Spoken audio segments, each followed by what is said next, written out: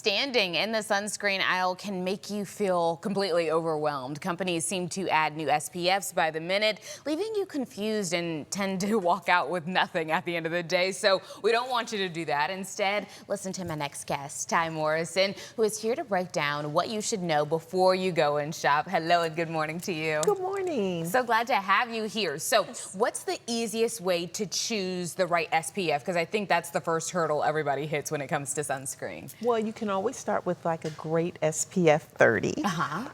You can go higher if you choose, but to be honest with you, the SPFs are only really margining for the burning rays. Got it. Okay, so you just want a sunscreen that doesn't go on chalky, that makes you feel comfortable, and also that is at least a SPF 30. Let's expand upon what you just said, the SPFs, the numbers that go along with them, because usually it starts at 30 or 50 and then it kind of goes higher from there. Yes. Can you explain just a little bit more what those numbers actually mean and how we go about choosing them and what most people honestly choose in the first place? So SPF is measured really for the burning. Okay. Because there's a UVA aging and the UVB for the burning.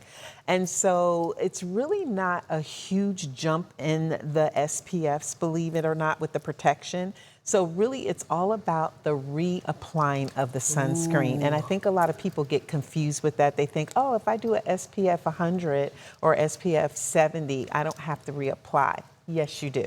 Okay. So whether you do a 30 or whether you do 100, you have to reapply sunscreen every 2 hours. Interesting. And if you go swimming, even if it says water resistant, you still want to apply your SPF. So that is the big myth. So you can still do like a SPF 30. As long as you reapply, you will be great as if you were doing an SPF 60, 70, or 100. It's all about reapplying, and no matter what that SPF is, you have to reapply. Interesting. You know, I've never really taken the time to see what the price difference is between the 30, the 50, the 70, and the 90. But I mean, if you're saying it's all do the same, well, I'm going to just go with the 30 and keep on reapplying. Yes, it's a real small percentage. I mean, don't get me wrong, a SPF 30 and an SPF 50, there may be a few percentages higher, right? Yeah. But if it's not making a huge difference. But you still have to reapply that SPF. Regardless. Regardless. Okay, so let me ask you this. Anything moms and dads, especially because it's summertime, anything they should be keeping in mind as far as sunscreen for the kids? So with the children and with us too, we want to look for broadband. So we want to make sure that that sunscreen is also going to protect us from the UVB and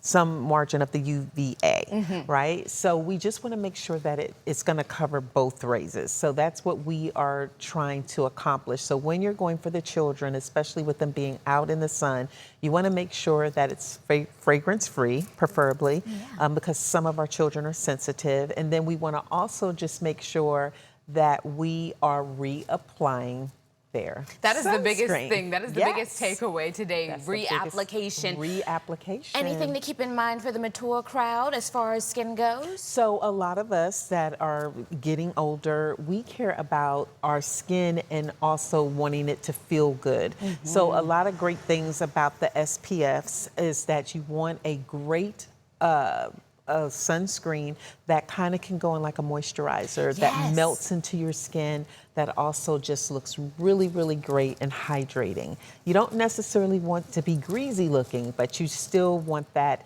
nice touch that also feels like a moisturizer. Okay, so you led me right into my next question of like acne-prone skin, sensitive skin, deeper toned skin, because Lord knows we do not like when we put on the white sunscreen and it's chalky, and then I'm walking around with an opposite of a tan. And so anything we should keep in mind there? Do we think we should go with a moisturizer as well for that? Well, you just want your SPF to just definitely melt into your skin. Right. Nowadays, a lot of people got the menu or the agenda that we do not want to look chalky. So a lot of people have formulated their products now that really you shouldn't be walking around too chalky. But with acne and all that, you just want a light, more hydrating type of sunscreen, because remember, you still have to reapply it. Yes, indeed. So you just want it to go on nice and light, but still give you that hydration that you need. And that's what you're going to be looking for. Nothing too heavy or clogging your pores. Very, very good. I was going to ask you what the biggest takeaway is, but I feel like I can guess,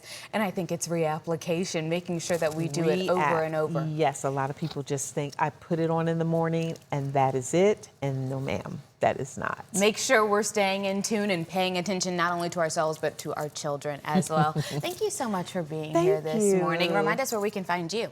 You can actually find me on Instagram. I know that right now I am redoing my website, but coffeedayspa.com, you can definitely look and check me out there. All Things Beauty by Ty. So just restructure my website, but you can definitely go to coffeedayspa.com if you have any questions. Thank you so much for being here this morning. This was so timely and so needed. Awesome. Thank you.